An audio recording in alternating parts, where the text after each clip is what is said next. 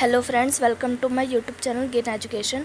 आज के इस वीडियो में हम पढ़ेंगे क्लास 10th इकोनॉमिक्स का chapter number 3 which is money and credit. Okay, तो चलिए स्टार्ट करते हैं। तो यहाँ पर सबसे पहला टॉपिक है money as a medium of exchange.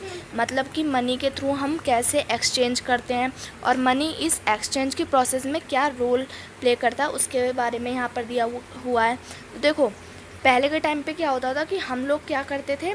पहले के टाइम पे बार्टर सिस्टम होता था, मतलब कि सामान के बदले सामान को बदलते थे, ठीक है।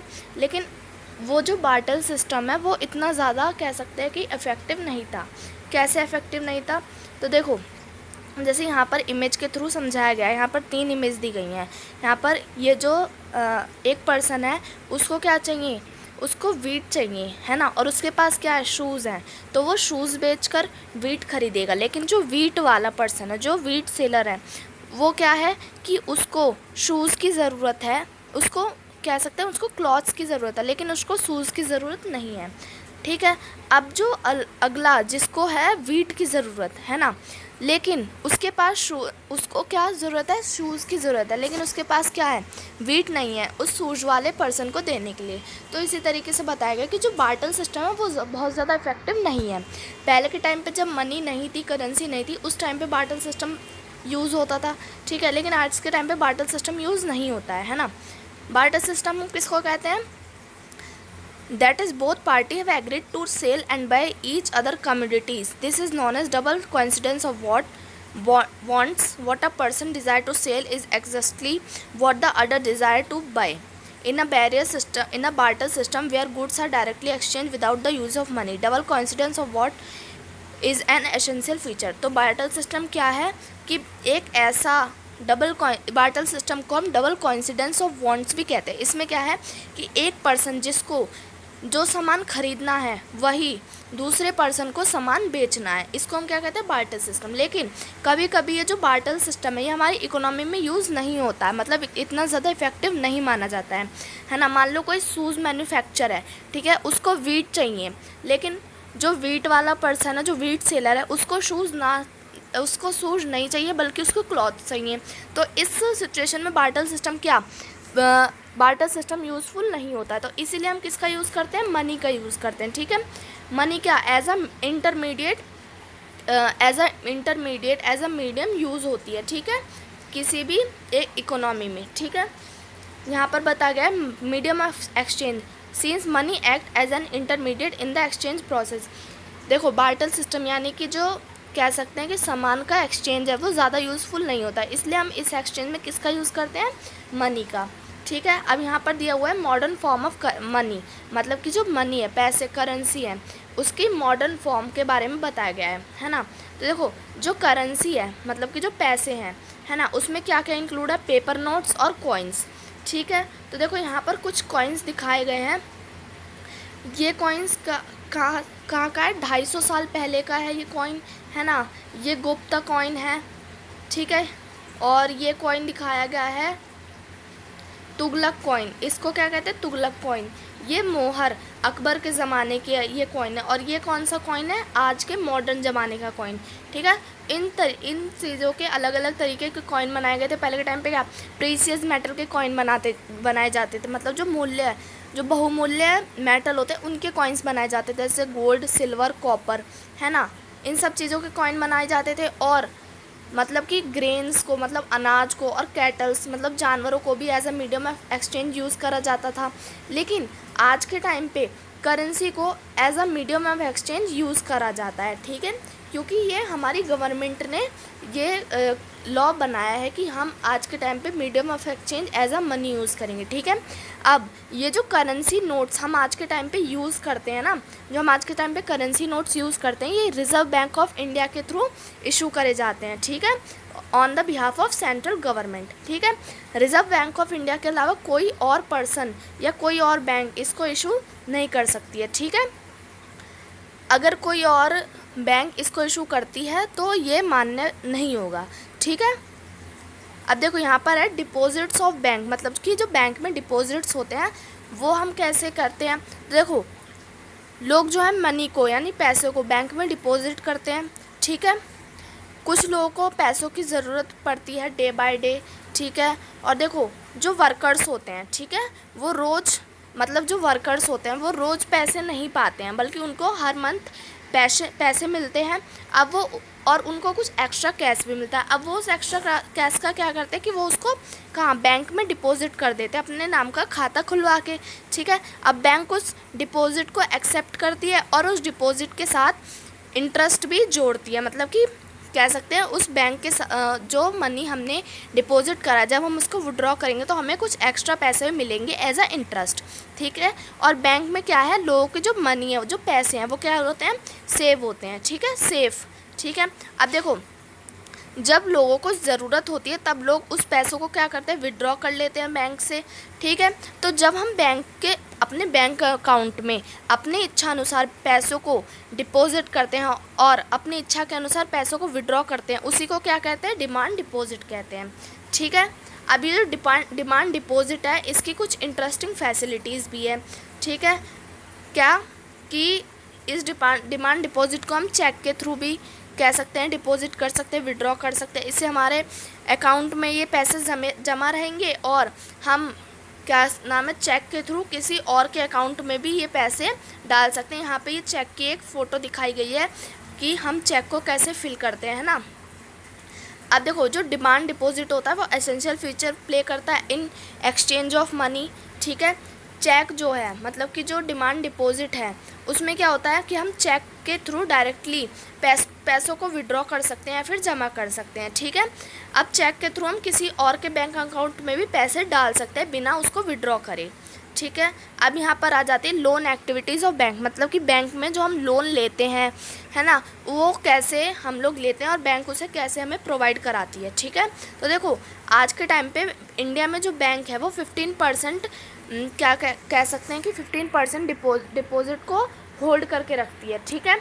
कैसे, मान लो यहाँ पर बताया गया, मान लो कि जो बैंक है उसने जिन लोगों को लोन की रिक्वायरमेंट है ना, जिसको क्या हम कहेंगे, बोरोवर्स, है ना, जिन लोगों को लोन की रिक्वायरमेंट है उनको बोरोवर्स, और जो बैंक में पैसा जमा कर रहे हैं उनको क्या कहते हैं, डिपॉजिटर्स, ठीक है। तो बैंक क्या करती है, जो डिपॉजिटर्स होते हैं, मतलब कि जो पैसा अपना बैंक में जमा करते हैं, उनको इंटरेस्ट देती है, मतलब उनको जो बैंक इंटरेस्ट देती है वो कम देती है। और जो बोरोवर्स होते हैं, मतलब जो बैंक से लोन लेते हैं, उन पर वो ब्याज, मतलब कि उन पर जो वो इंटरेस्ट लगाती है, लोन पर इंटरेस्ट रेट लगाती है, वो ज़्यादा लगाती है ना, ताकि उसमें बैंक भी 15% अपना होल्ड कर सके और डिपॉजिटर्स को इंटरेस्ट भी दे सके और जो बोरोवर्स हैं उनको लोन्स भी दे सके, ठीक है। अब देखो यहाँ पर 2 डिफरेंट क्रेडिट सिचुएशन, मतलब कि जो हम बैंक से लोन लेते हैं या फिर हम कोई अदर सोर्स से लोन लेते हैं, तो उनकी क्या क्या अदर सिचुएशंस हैं। देखो यहाँ पर एग्जांपल से बताया गया है ना, यहाँ पर 2 एग्जांपल दिए गए हैं, उसके थ्रू बताया गया है ना। फर्स्ट क्या है हमारे पास कि फेस्टिवल सीज़न के 2 महीने पहले से जो शूज़ मैन्युफैक्चरर सलीम है ना, उसको 3000 जोड़ी जूतों के ऑर्डर मिले, ठीक है। अब उस जूतों के प्रोडक्शन के लिए उसको वर्कर्स की ज़रूरत होगी, है ना, और कुछ रॉ मटेरियल्स की ज़रूरत होगी। इन रॉ मटेरियल्स को ख़रीदने के लिए उसने लोन्स लिए 2 सोर्स से। फर्स्ट उसने क्या करा कि जो लेदर सप्लाई थे उससे पैसे लिए और उसको कहा जब मेरा शूज़ मैन्युफैक्चर हो जाएगा तब मैं आपको पैसे दे दूँगा। सेकंड उसने क्या करा कि जो ट्रेडर्स थे, मतलब जो लार्ज ट्रेडर्स थे, उनसे 1000 रुपये की पेमेंट एडवांस मांगी। 1000 रुपये के जो शूज़ थे उनकी पेमेंट एडवांस में मांगी, मतलब उसको टोटल 3000 रुपये के शूज़ का ऑर्डर मिला था, तो उसने 1000 रुपये के 1000 पेयर ऑफ शूज़ की पेमेंट एडवांस में मांगी और बोला कि जब ऑर्डर मेरा कंप्लीट हो जाएगा तब मैं आपके सारे ऑर्डर के पैसे लास्ट मंथ में ले लूँगा।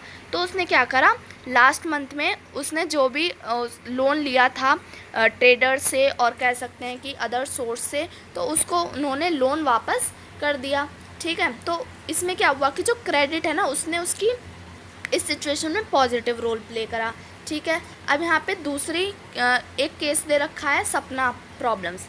सपना कौन है, एक स्मॉल फार्मर है, ठीक ठीक है, जो ग्राउंडनट को ग्रो करती है, ठीक है। उसने क्या मनी लैंडर से लोन लिया अपनी लैंड को कल्टीवेट करने के लिए। उसने कहा कि जब मेरी लैंड अच्छे से कल्टीवेट हो जाएगी हार्वेस्टिंग के बाद, मैं आपको पैसा दे दूँगी। लेकिन सपना इस पैसे को चुकाने में असफल रही। क्यों? क्योंकि उसके जो फसल थी वो अच्छी नहीं हुई। तो उस समय सपना को क्या करना पड़ा कि अपनी जो कह सकते हैं उस लोन को चुकाने के लिए उसको अपनी एक ज़मीन बेचनी पड़ी। तो इसकी वजह से क्या हुआ कि जो सपना थी ना, वो इस लोन की वजह से किस सिचुएशन में फंस गई? डेब्ट ट्रैप की सिचुएशन में। डेब्ट ट्रैप सिचुएशन क्या होती है कि credit in this case puts the borrower into a situation from which recovery is very painful. मतलब कि डेब्ट ट्रैप क्या होता है? जब भी हम किसी से लोन लेते हैं, है ना, और उस लोन को हम नहीं चुका पाते, उस सिचुएशन को क्या कहते हैं? डेब्ट ट्रैप्ड। ठीक है, इसी सिचुएशन को हम क्या कहते हैं? डेब्ट ट्रैप। ठीक, एक सिचुएशन में क्या होता है कि जो क्रेडिट है वो हमारी हेल्प करता है अर्निंग करने में। दूसरी सिचुएशन में क्या होता है कि जो क्रेडिट है उसकी वजह से जो पर्सन है वो डेब्ट ट्रैप में चला जाता है, मतलब कि एक बुरे हालातों में फंस जाता है। ठीक है, तो इसी को हम क्या कहते हैं? Situation of term of credit. ठीक है, अब यहाँ पर आ जाता है क्रेडिट की टर्म्स, मतलब कि जो हम लोन लेते हैं उसमें कौन कौन सी टर्म्स होती हैं, है ना। तो देखो, जब भी हम बैंक से लोन लेते हैं तो बैंक्स क्या मांगती है हमसे? कोलेट्रल मांगती है।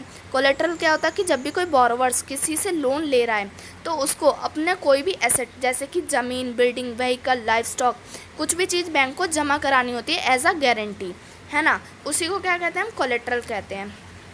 इस कोलेट्रल में क्या होता है कि जब भी हम अपनी कोई चीज़ गिरवी रखते हैं बैंक के पास, और जब हम बैंक को लोन चुकाने में फेल हो जाते हैं तो बैंक उस कोलेट्रल को अपने पास रख लेती है एज अ पेमेंट। ठीक है, इसका बैंक को फुल राइट दिया गया है। ठीक है, इसी को हम क्या कहते हैं? टर्म ऑफ क्रेडिट कहते हैं। ठीक, अब आ जाते हैं यहाँ पर हमारा दूसरा टॉपिक है formal sector credit in India. मतलब कि जो फॉर्मल सेक्टर लोन है इंडिया में, और यहाँ पर फॉर्मल और इनफॉर्मल सेक्टर्स लोन के बारे में बताया गया है। ठीक है, तो देखो, सबसे पहले यहाँ पर रिज़र्व बैंक के यहाँ पर कुछ काम दिए गए हैं कि जो रिज़र्व बैंक यानी कि आरबीआई होती है वो लोन में एक बहुत इंपॉर्टेंट फंक्शन प्ले करती है। ये बैंक के बीच में और कैश के बीच में बैलेंस बना कर रखती है। आरबीआई सारी बैंकों को मॉनिटर करती है। ठीक है, जो आरबीआई होती है वो देखती है कि जो बैंक है वो अपने प्रॉफिट के लिए लोन ना देकर दूसरे मतलब कि सामने वाले बोरोवर के प्रॉफिट के लिए लोन दे रही है या नहीं दे रही है। ठीक है, और जो आरबीआई होती है वो क्या करती है? इंटरेस्ट रेट को बैलेंस करके रखती है ना।